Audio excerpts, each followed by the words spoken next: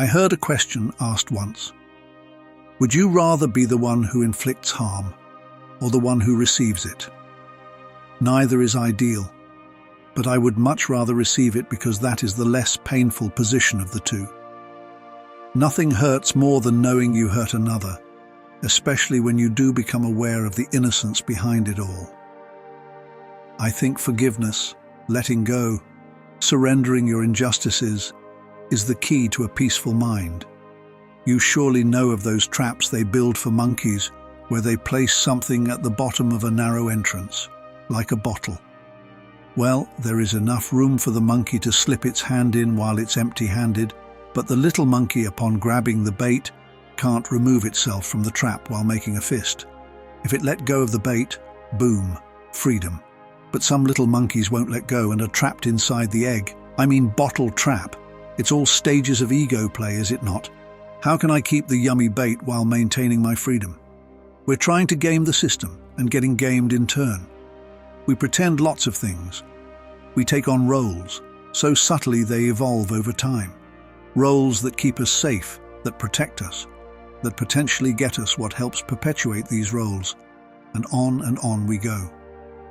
But the truth of who we are here and now is far more complex and paradoxically simpler. We could do so many different things each and every moment. The spontaneous ability never truly dies, but the roles make it very difficult to do any of the other potentially unique, fun, far more beneficial things that come to mind to do. But fear. What will happen if we no longer pretend the way we attend to things is how we really want to? Do you ever pretend to feel other than how you really feel because it might change everything? It most likely will change everything. Do we push this longing away and pretend we're good?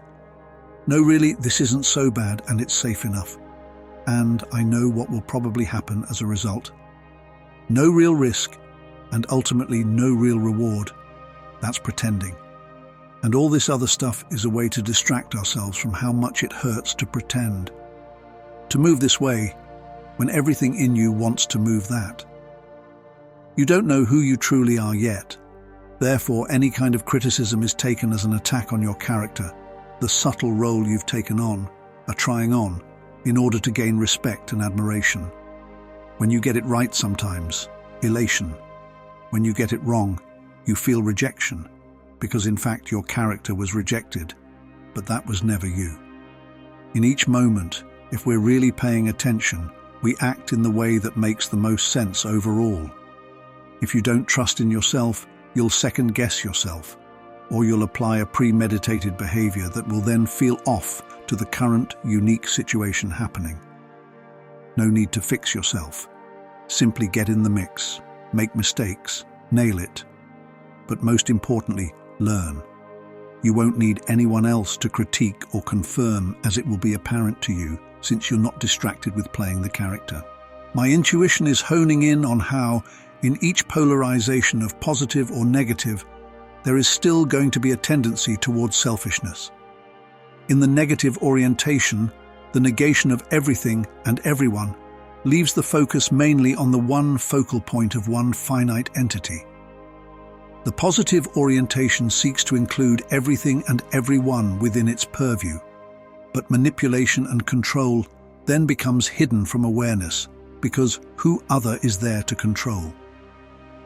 What about another possibility, if currently capable, of neutralizing the polarities, creating a whole, healed self that is akin to unconditioned attention, that can then ride along with the whole mind we call intuition, leaving us with a configuration of conscious awareness, having no agency, selfishness, other than the cooperative dance with other consciously aware entities. Taking sides is perpetuating a dualistic experience or being separated, divided. To return to unity is recognize it's all one spectrum with two polar opposites.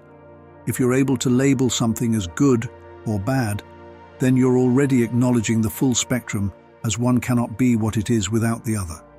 It's like hot cannot be hot unless you experience cold, dark cannot be dark if you don't experience light, etc.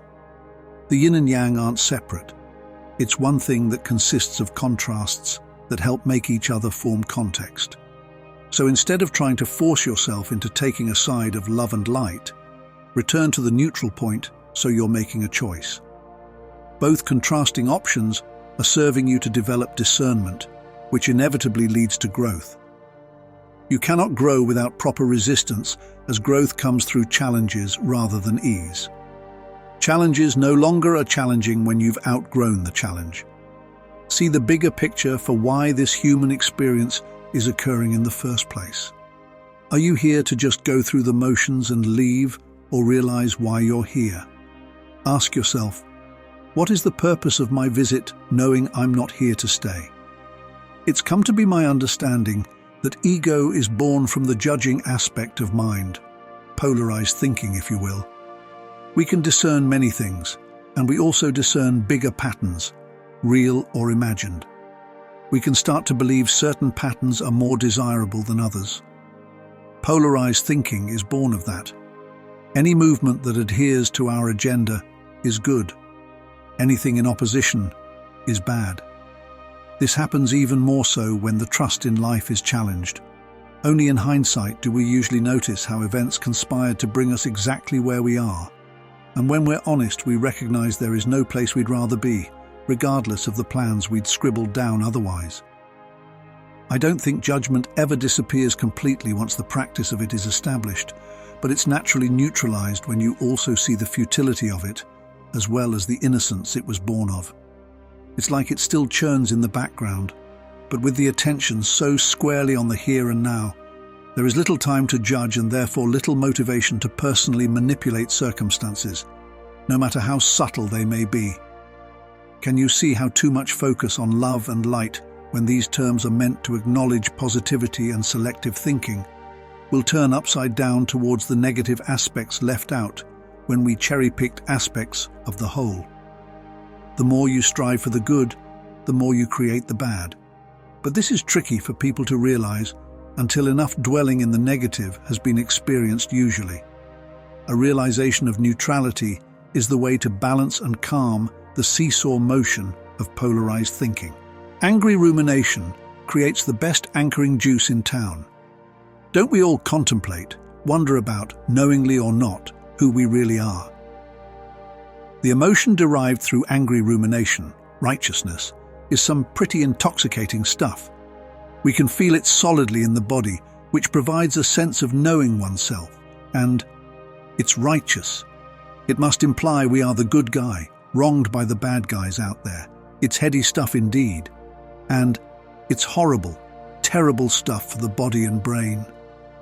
The chemicals alone that create this concoction eat away at everything, mind, body and soul, let alone how it affects our behavior towards others, even if we think we're suppressing it. This is persona. This is what must go if there is to be any chance of discovering who we really are when not punch-drunk delusional. Whether we continue to fool ourselves we're high-functioning drunks or not. It's a temptation more than a distraction, and the temptation is to be something you're not. But it lessens the fear, because it's rather like hanging with the devil, you know, because we can't truly know what's on the other side till we get there. Once you really and truly examine what it is you're doing, as well as recognizing all the ramifications of doing so, an internal intention comes into play. While it will be somewhat uncomfortable detoxing without the temptation, it's not that difficult to overcome. It might seem like there is no end to our ideas of how things should be. Those unmet expectations always result in suffering to whatever degree we resist the reality of any given situation, regardless of how we thought things should be. Suffering is the gap between what we thought or imagined or expected versus what actually is. The bigger the gap, the more suffering. No gap, no suffering, just life and its endless expressions.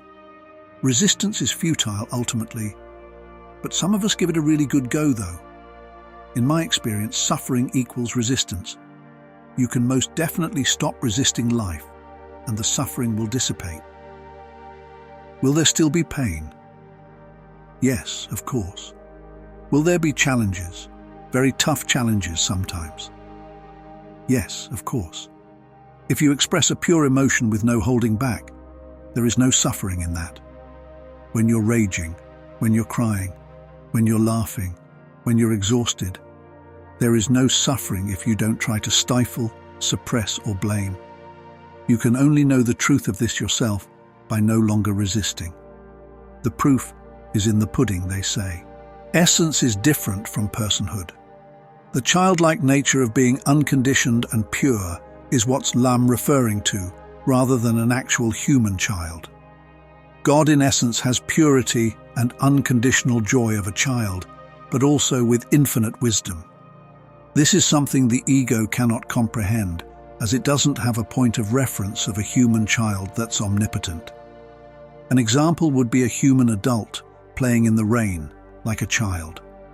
The conditioned egoic mind would probably judge that individual for being immature, but that's going by the constructs of how an adult should behave. If there's no harm, what does it matter? The inner child essence wouldn't care, as it's playful by nature and isn't looking to harm anything consciously. Taking things too seriously is the conditioning of personhood, as when the egoic mind identity dissolves, the pure joy returns, and now with added wisdom. It's easy to answer the questions when the teacher is there. But at some point, you have to have an exam.